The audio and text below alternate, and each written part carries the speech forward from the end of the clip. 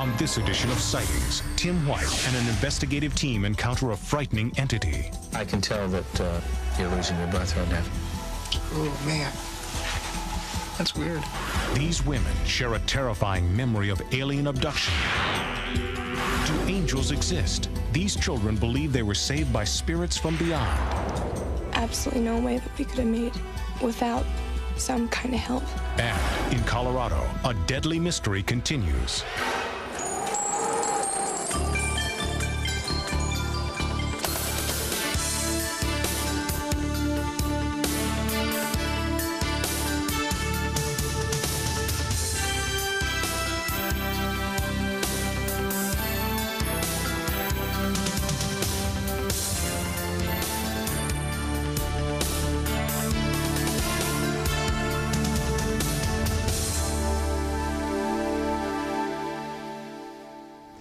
Welcome to Sightings. I'm Tim White. Recently, we brought you the story of a Midwestern family that's been plagued by bizarre haunting activity.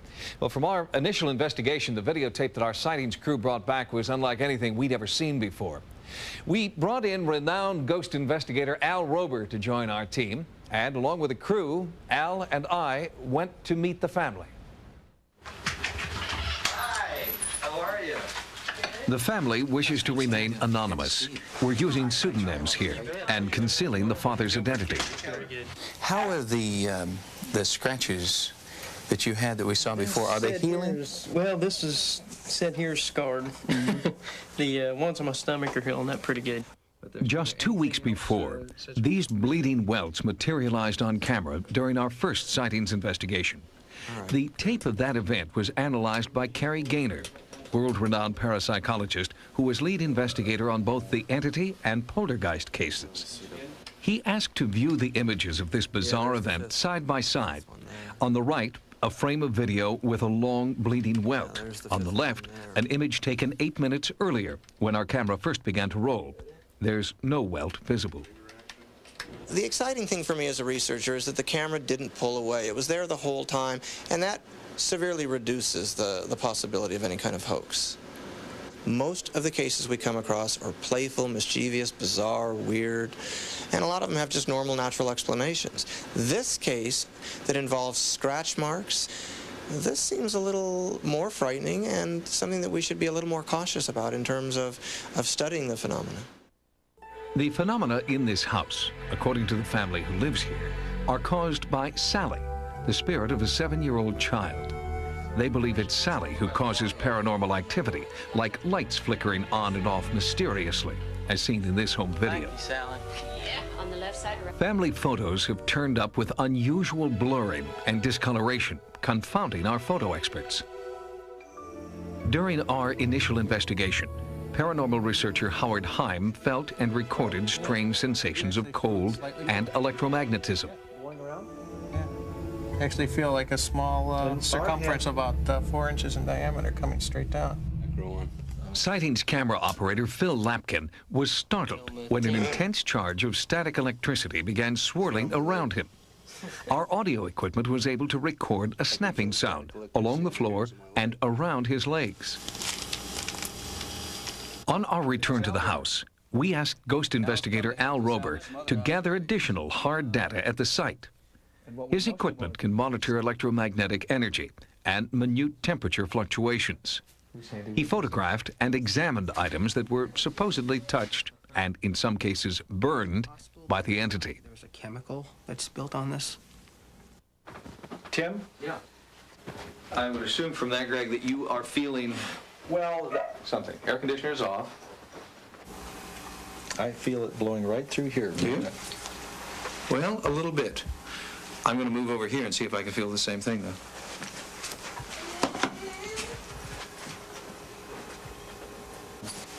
Yeah, now we're in front of a window and an air conditioner that's off. Right.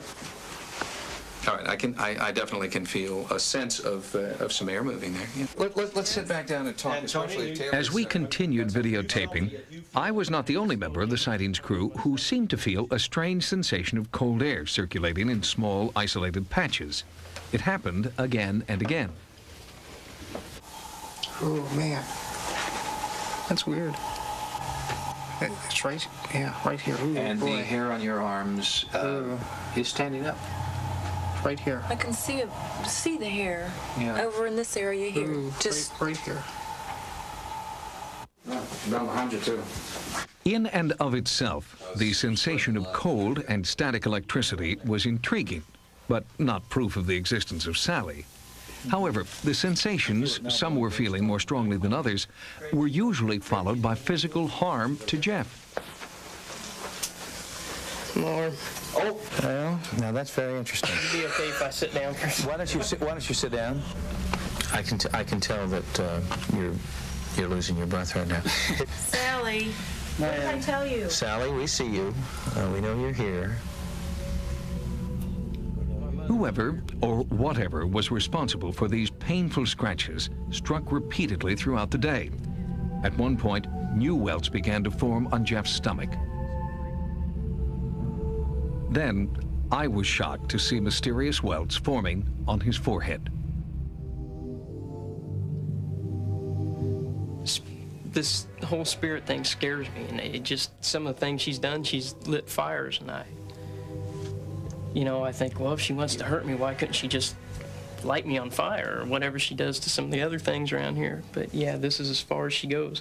Al, are you saying that virtually everything that you've seen here today could be explained through psychokinesis or some sort of projection? Yeah, that's exactly what I'm saying.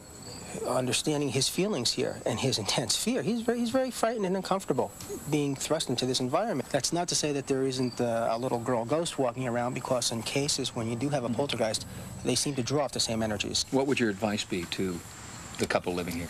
One of the things I would tell them would be to try to document some more of this. Another thing that I would do, I would certainly recommend them to get rid of the toys in the corner and get rid of any encouragement that is now going on for this little girl ghost.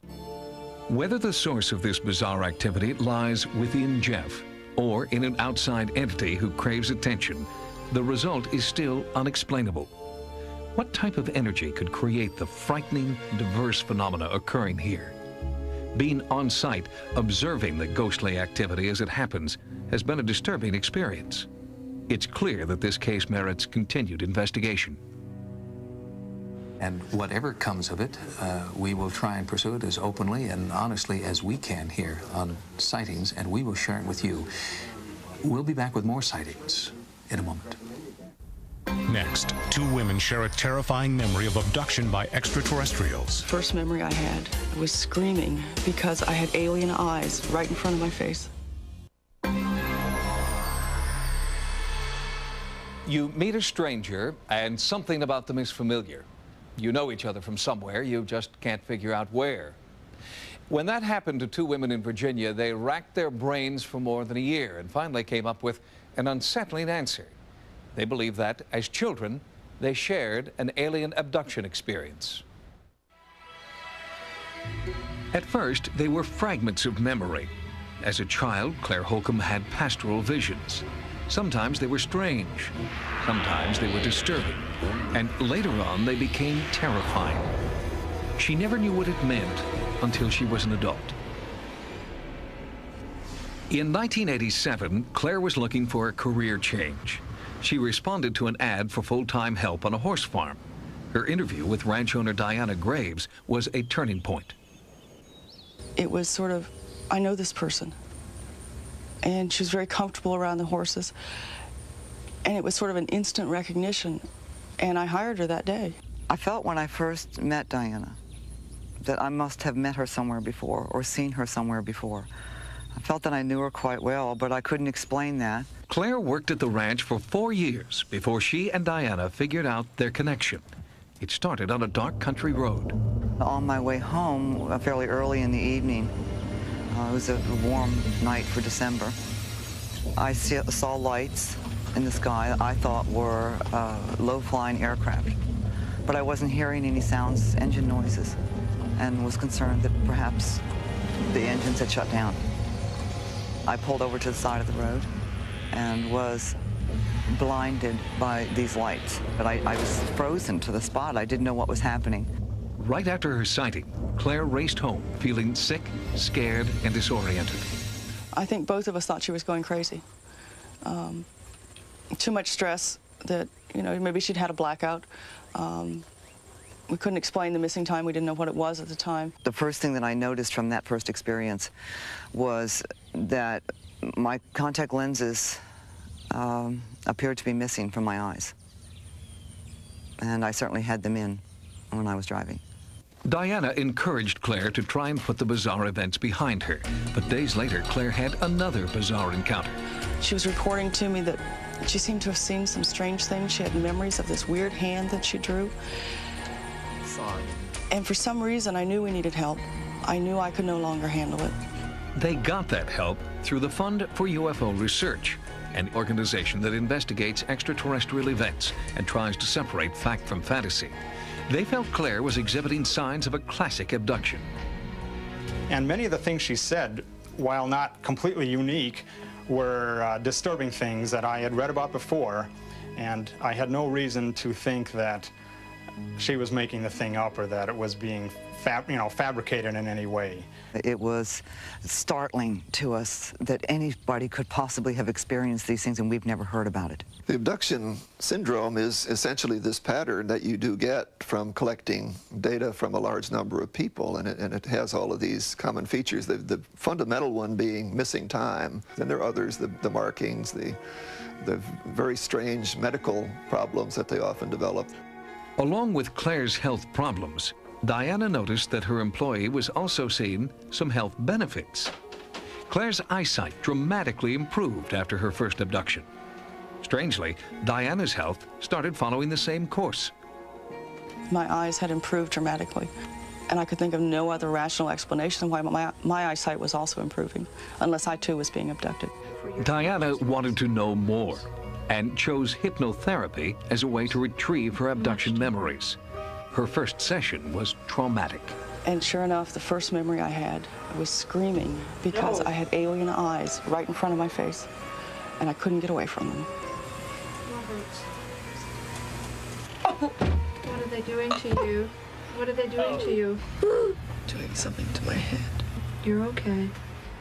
The way the events occur, I'm very convinced that she has experienced something, and what seems to be happening seems to be really, truly happening to her. She has the marks on her body.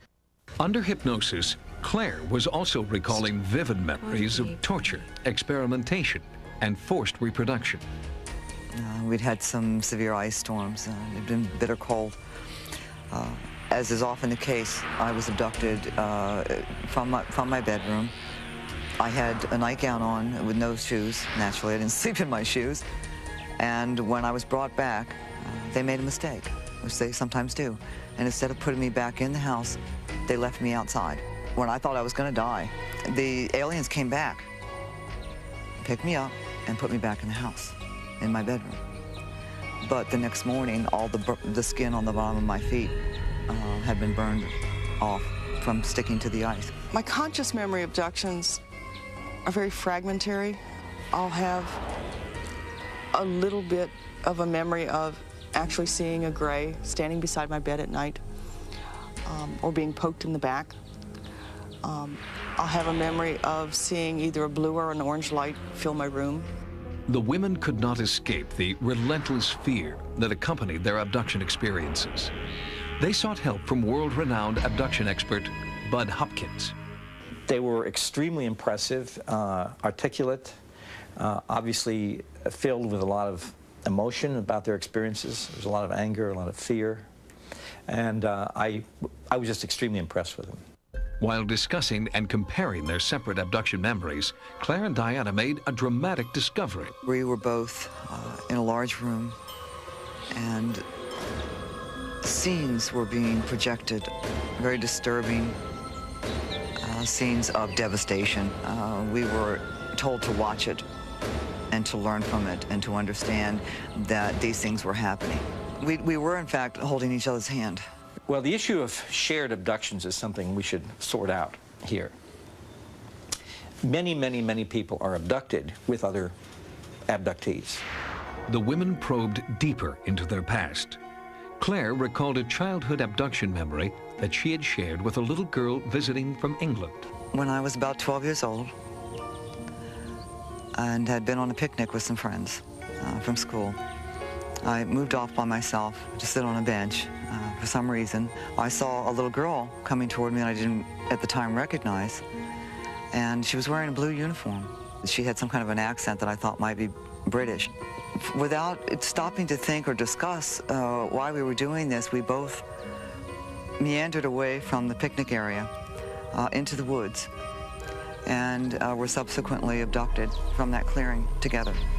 The girl she was describing sounded like me when I was about the same age. And when Claire described to me what this other little English girl was wearing, I then went to the closet and pulled out a jacket that exactly matched her description. She described to me how she used to dress going to school in England at that time, and I didn't know she'd attended school in England when she was 9 years old. I was that other child. We found a pattern that they had been abducted since childhood, separately, brought together, and made to interact as if the aliens were interested in human relationships and human friendships. I'm completely convinced that they have planned Claire and my meeting since they started, since we were such small children. I think it's amazing that we met again in this life, in this world. Although I can't explain it. Her coming to this farm 5 years ago was a coincidence. They arranged it, they planned it. I don't know why they planned it. I'm glad we met, but they planned it.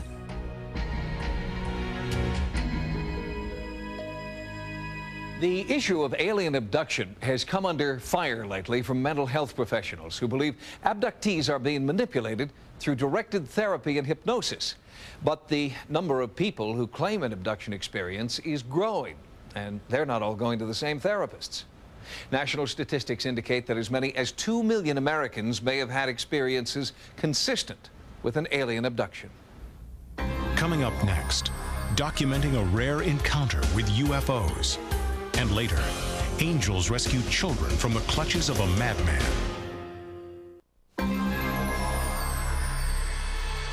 The most recent Roper poll suggests that a staggering 96% of all Americans have heard or read about the existence of UFOs. And as our awareness grows, so do reported sightings. Many viewers have written to ask what they should do in the event of a UFO sighting. For the answer, we went right to the experts. The number of UFO sightings has grown dramatically in the past 50 years, and so has the number of people actively searching the skies. Every night, thousands of people turn their attention to the heavens, hoping for a glimpse of what might be a UFO. Unfortunately, most of these sightings are just wishful thinking. We can explain and have explained, not explaining away, but explain a good 70, 75%, maybe even 80%. Bill Pitts heads a consortium of former military personnel who evaluate UFO sightings. The group, the new Project Blue Book, takes its name from the famed government UFO study, but there the similarity ends. The purpose of Project Blue Book is to reevaluate the classic cases, which we've been doing, and also to even look at new cases as they come along that really come to our attention and we get excited over, and we have had several of those. Would you know what to do if you saw a UFO? The new Project Blue Book offers these guidelines for documenting your sighting. Watch closely the object you're observing and try to remember as much as you can about that object. Check to see if there are any noises that seem to be emanating from the particular object. Write it down as soon as you can, and remembering what it looked like to you initially, any changes made during the observation. See also if it seems to be going along at a straight trajectory, if it's zigzagging or any type of a motion up or down, sideways or otherwise. Try to pinpoint the time as closely as possible while you're observing the object or light source. If you have a camera or camcorder available, take as many shots as possible and footage as possible of the object. Being careful with a camcorder or camera, if it's a motion picture camera especially, don't pan the object so fast that you're losing the object. you should notify your local police department or your sheriff's department, and if they don't have any record of somebody else making a sighting report to them, then check with your FAA control tower operators for someone else to turn it into, or send it to us at Project Blue Book. Why is the new Project Blue Book so interested in evaluating new sightings? I think it would be a wonderful thing to find something extraterrestrial visiting our shores and meeting with us. I don't know it'll ever happen in our lifetime, if ever, for that matter. Maybe we have to go there to meet them on their grounds. And here's one more tip from the new Project Blue Book. If you sight what you believe to be a UFO and you have a video camera at the ready, remember that most camcorders have a built-in microphone. So while you're videotaping, record a running description of events as you see them. After the event, interview any other witnesses and, if possible, get their full names and addresses. When Sightings continues, schoolmates are rescued from the brink of death by otherworldly forces. She had been sent to help me. She was my guardian angel. Then, a bizarre mystery continues, and later, new evidence that mythological creatures are real. It was a parent's worst nightmare. In 1987, a madman in Cokeville, Wyoming, took children hostage, then detonated a bomb in an elementary school classroom. Miraculously, none of the children died. Since then, books and movies have recounted the amazing story of the Cokeville bomb and speculated about why the children were spared. But now, for the first time, the children themselves speak out about how they believe they were saved. Their stories have a common thread: the presence of angels. Cokeville, Wyoming, population 493. They say it's like no place on earth, and that was never more true than on the day local children believe angels came to school. It started here around 11 a.m. when David and Doris Young, armed with guns and a bomb, took the entire school hostage. I said to them, "Is there something I could do to help you, sir?" And he said, "Yes, ma'am, there certainly is. This is a revolution. Your school's being taken hostage. Consider yourself a hostage." If you'd looked in David Young's eyes, you knew it was no joke. I've never, ever looked in anyone's eyes that were so cold and so emotionless. I mean, there was like this big void. There was nothing there. David Young was a walking arsenal.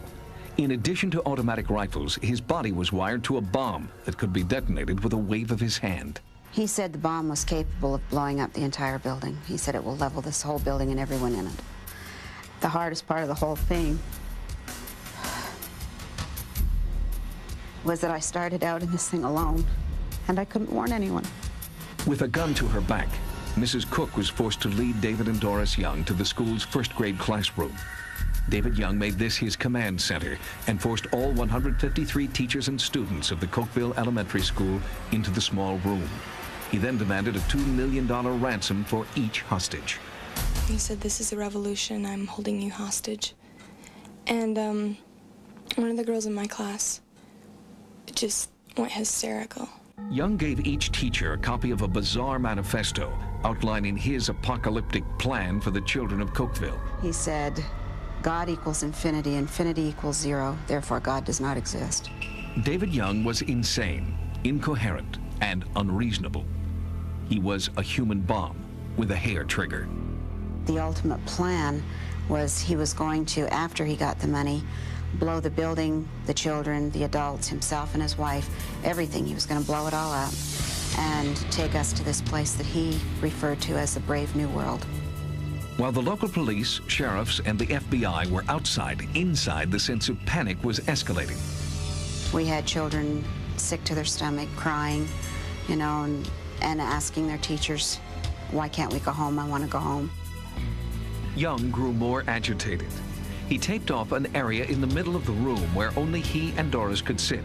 If anyone else stepped inside his square, he said he would detonate the bomb. Strangely, with the Youngs inside the square, the children felt safer. It was just like this total peace and this comforting feeling just touched everybody. It was just a feeling just to be relaxed and not to worry that you'll make it through it. I guess you could explain it as peace. Always, you know, that nothing could happen to us. The peace was fleeting. Without warning, the bomb went off. The room was almost instantaneous black. And we had teachers over there that were grabbing kids, trying to get them out through the classroom windows. This lady grabbed my hand and she pushed me out the window. And I don't know if I would have made it out because I was too afraid to move.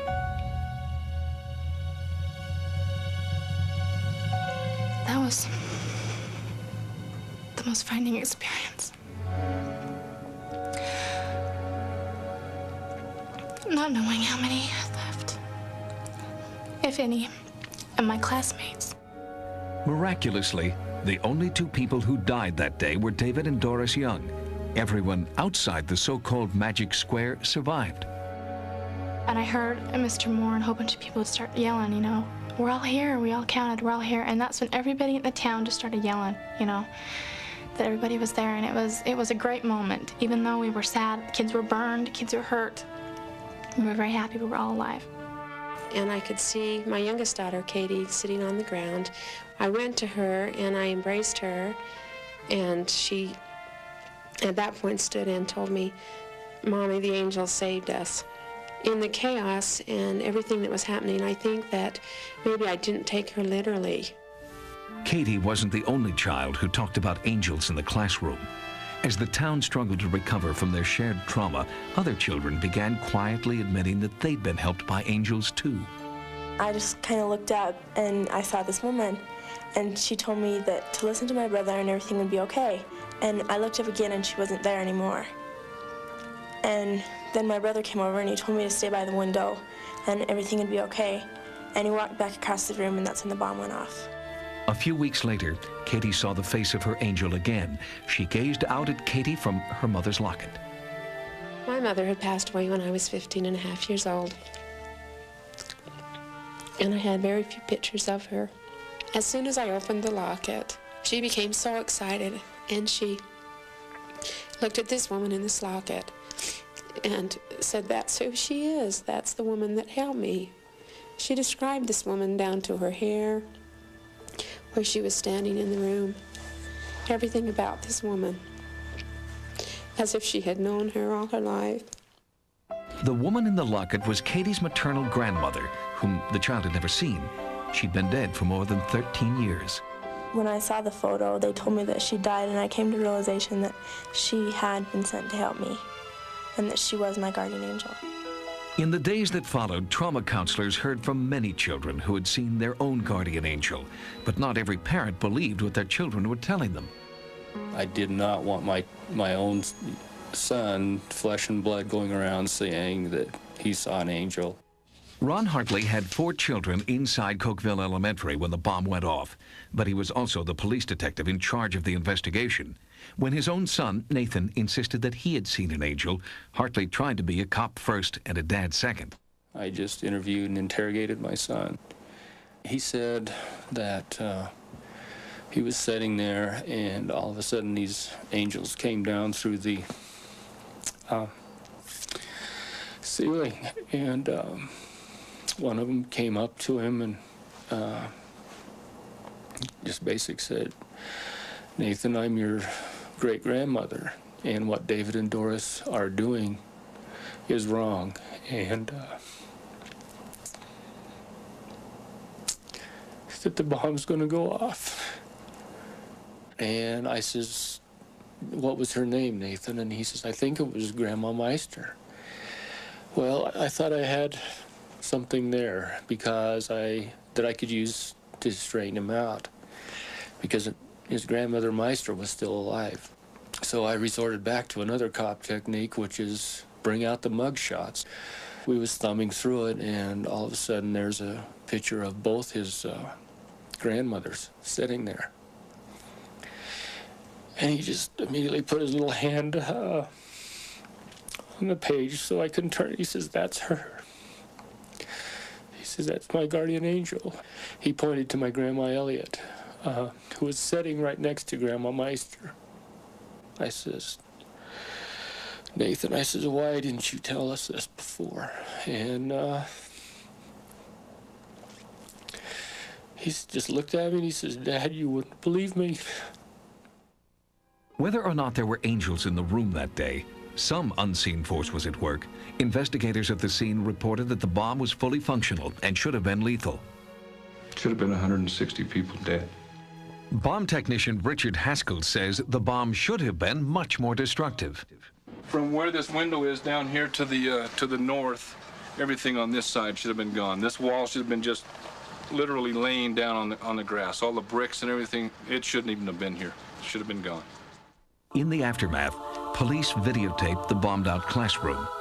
An image is clearly visible on the southeast wall. Another photo of the area captures what looks like the silhouette of an angelic figure. The children say this is where one of the angels stood. That was a sign showing us, you know, that yes, this was a miracle. Be grateful. I think there probably were angels in the room when the bomb went off. And so, like, the image was just impacted on the wall. There was an angel for everybody watching over him that day. There's absolutely no way that we could have made it through that without some kind of help.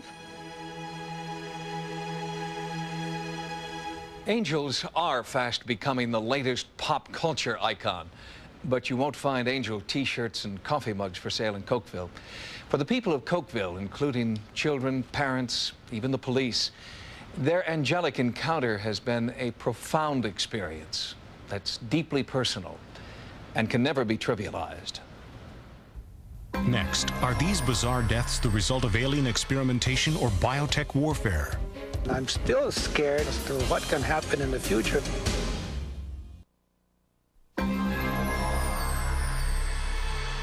The world's first documented case of livestock mutilation occurred more than 25 years ago, and the bizarre mutilations continue to this day.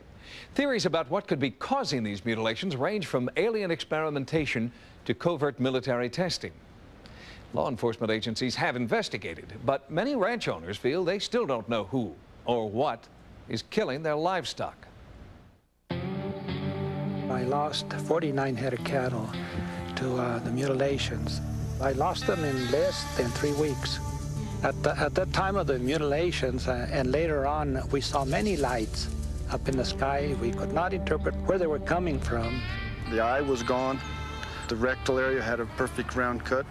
The sex organs had been removed. The tongue was gone.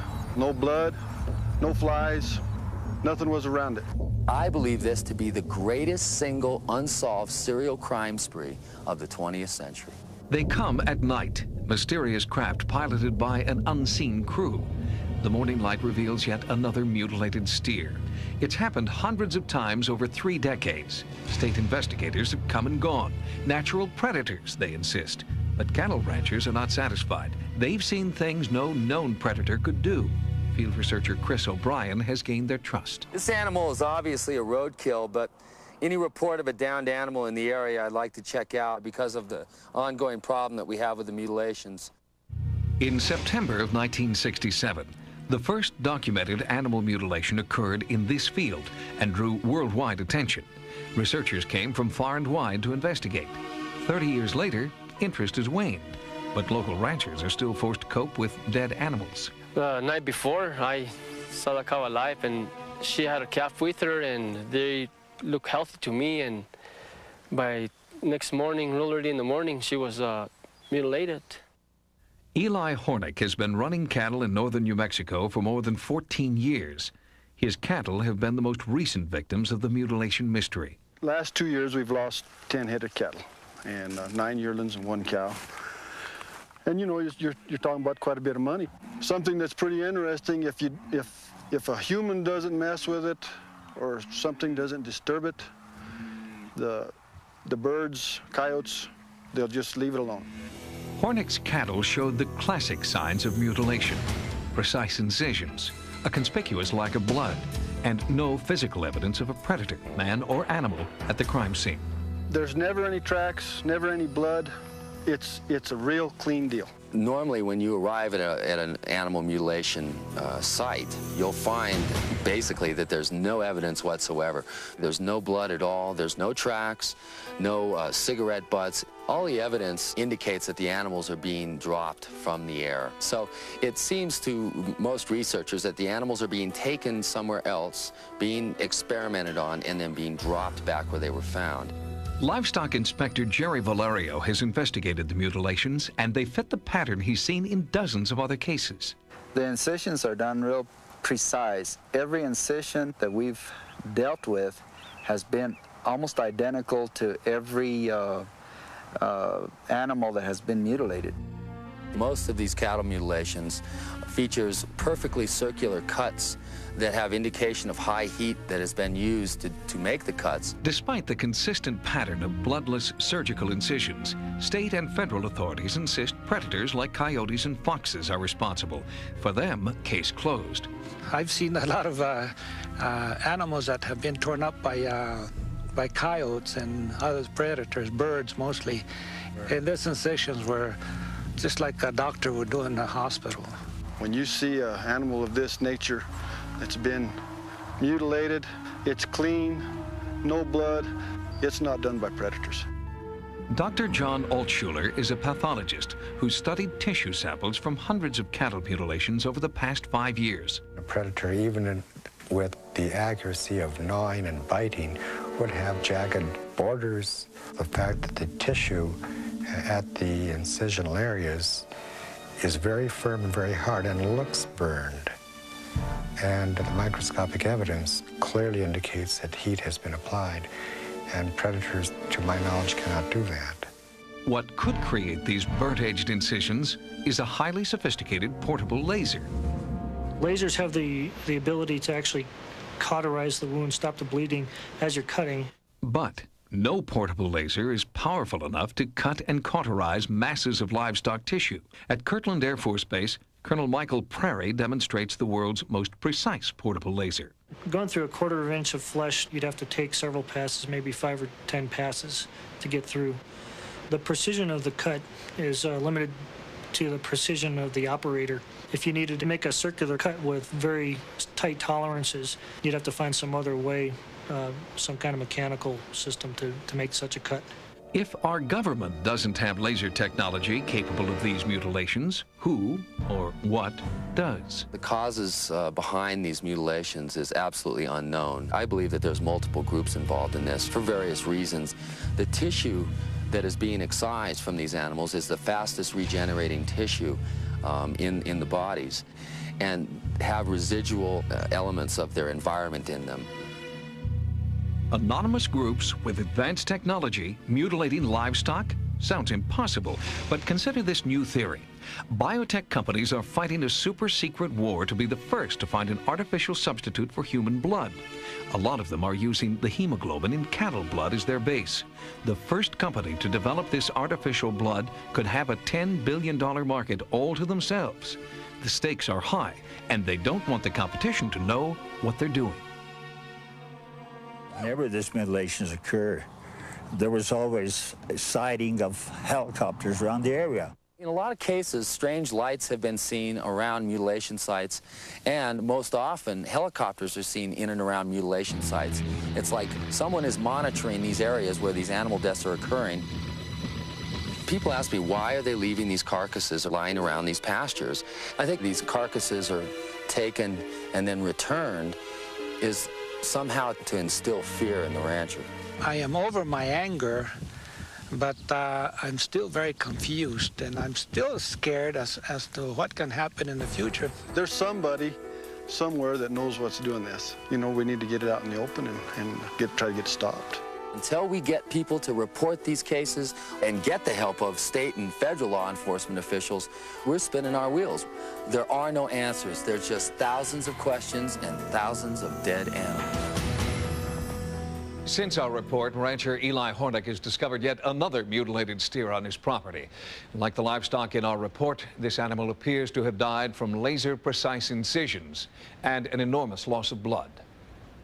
Next, a rare discovery leads experts to believe that monsters exist. There may be far more species on the planet than we thought previously. The search for ancient creatures. Until recently, most biologists thought science had discovered all the big, obvious animals with warm blood and fur. They contend, therefore, that Bigfoot and Yeti must be simply mythological creatures. But last spring, biologists on a field trip along the Vietnam-Laos border proved their colleagues wrong. They found not one, but 3 new species of mammal.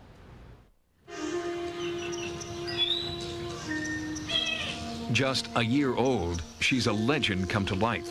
The creature locals have described as an antelope with gills now has a scientific name, the Vu Quang ox. In the same region, biologists found the remains of 2 additional new species. The giant muntjac is a saber-toothed deer, and the slow-running deer is a creature who should have been as easy to catch up with as the name implies. This is in North Vietnam, in the very mountainous region. Very few people have been in the region to begin with. It's an extremely rich area. And one of the things that intrigued me was the suggestion that all these new creatures are very ancient.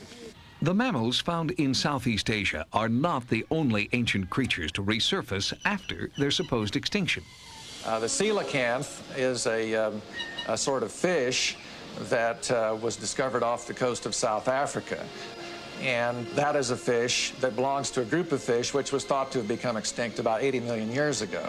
It is now thought by some people that there may be as many as 30 million species of organisms on the planet or more. The point is that we have reason to believe now that there may be far more species on the planet than we thought previously. Cryptozoologists like Roy Mackle believe the clues to discovering some of these 30 million undiscovered species can be found in legends and persistent folk tales. Back in the 60s, when we first took seriously that perhaps behind such things as Loch Ness Monster, Bigfoot, the Sasquatch, there might be real animals, we were just laughed at. I am a zoologist. I study creatures which are known to exist, and I also discover new unknown creatures.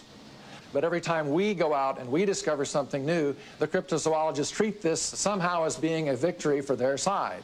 But the new kinds of animals that turn up are turned up by people like me. But cryptozoologists feel there's a kind of conceit in a mainstream scientific community that won't acknowledge the thousands of fantastic sightings reported by laymen every year. Is it possible that among the millions of undiscovered species, we may find dinosaurs and the humanoid primate legend has named Sasquatch and Yeti? There have been mainstream zoologists who have said that no more large quadrupeds, that is, 4-legged animals, are going to be discovered. And they've been proved wrong over and over again. That's the great thing about Vu Quang. He is, again, an area in one of the most densely populated nations on Earth, in a small area, and yet these things are unknown to science until just recently. So there is a fair amount of territory left on Earth where scientists really haven't exhaustively explored the area. And I do expect a lot will be found. The newly discovered mammals have been part of Vietnamese and Laotian mythology for centuries.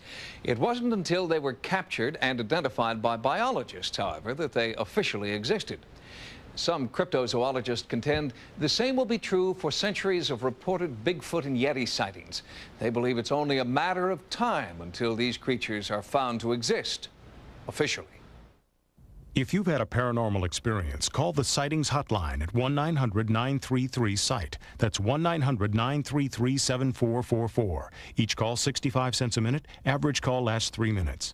Sightings is also online. Our email address is sightings@aol.com. On the next edition of Sightings, the military has a new secret weapon. Was this technology recovered from an alien spacecraft? I can't say for sure what we saw was of this Earth. Then, this woman knows what your pet is thinking. We can sing, we can talk. This Mommy's Peaches. And a psychic detective's vision of murder. I just need to touch something that was on the victim. I touch it and I can become them. That's next time. Until then, remember, no mystery is closed to an open mind. For Sightings, I'm Tim White.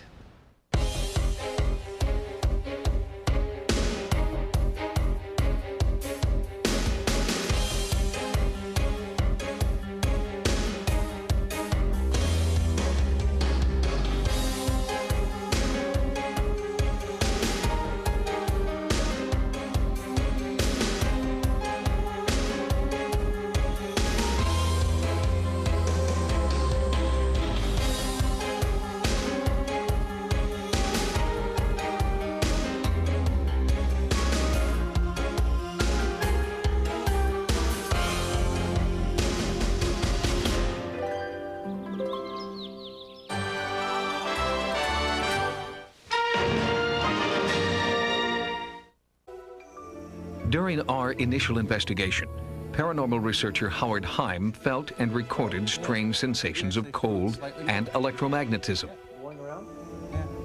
Actually feel like a small circumference about 4 inches in diameter coming straight down.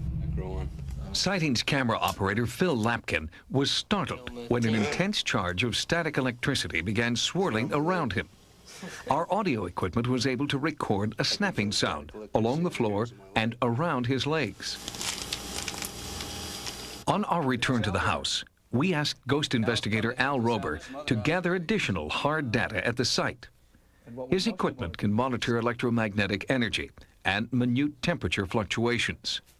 He photographed and examined items that were supposedly touched and, in some cases, burned by the entity. There's a chemical that's built on this. Tim? Yeah. I would assume from that, Greg, that you are feeling, well, something. Air conditioner's off. Right. Recently, we brought you the story of a Midwestern family that's been plagued by bizarre haunting activity. Well, from our initial investigation, the videotape that our Sightings crew brought back was unlike anything we'd ever seen before. We brought in renowned ghost investigator Al Rober to join our team, and along with the crew, Al and I went to meet the family. Hi, how are you? The family wishes to remain anonymous. We're using pseudonyms here and concealing the father's identity. How are the scratches that you had that we saw before, are they healing? Well, this is said here scarred. The ones on my stomach are healing up pretty good. Just 2 weeks before, these bleeding welts materialized on camera during our first sightings investigation. The tape of that event was analyzed by Carrie Gaynor, world-renowned parapsychologist who was lead investigator on both the entity and poltergeist cases. He asked to view the images of this bizarre event side by side. On the right, a frame of video with a long bleeding welt. On the left, an image taken 8 minutes earlier when our camera first began to roll. There's no welt visible. The exciting thing for me as a researcher is that the camera didn't pull away. It was there the whole time, and that severely reduces the possibility of any kind of hoax. Most of the cases we come across are playful, mischievous, bizarre, weird, and a lot of them have just normal, natural explanations. This case that involves scratch marks, this seems a little more frightening and something that we should be a little more cautious about in terms of studying the phenomena. The phenomena in this house, according to the family who lives here, are caused by Sally, the spirit of a 7-year-old child. They believe it's Sally who causes paranormal activity, like lights flickering on and off mysteriously, as seen in this home video. Thank you, Sally. Yeah, on the left side. Family photos have turned up with unusual blurring and discoloration, confounding our photo experts. On this edition of Sightings, Tim White and an investigative team encounter a frightening entity. I can tell that you're losing your breath right now. Oh, man. That's weird.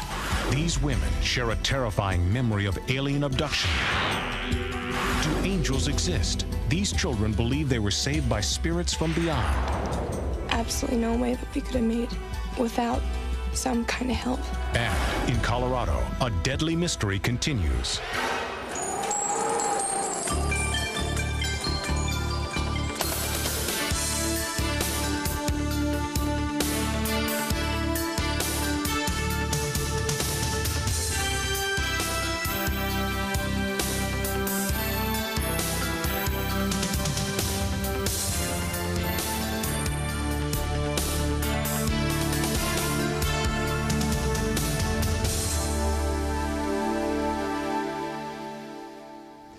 Welcome to Sightings. I'm Tim White. I feel it blowing right through here. Do you? Well, a little bit. I'm going to move over here and see if I can feel the same thing, though.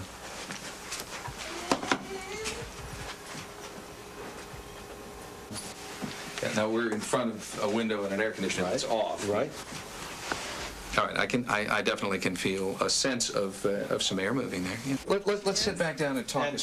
As we continued videotaping, I was not the only member of the Sightings crew who seemed to feel a strange sensation of cold air circulating in small, isolated patches. It happened again and again. Oh, man. That's weird.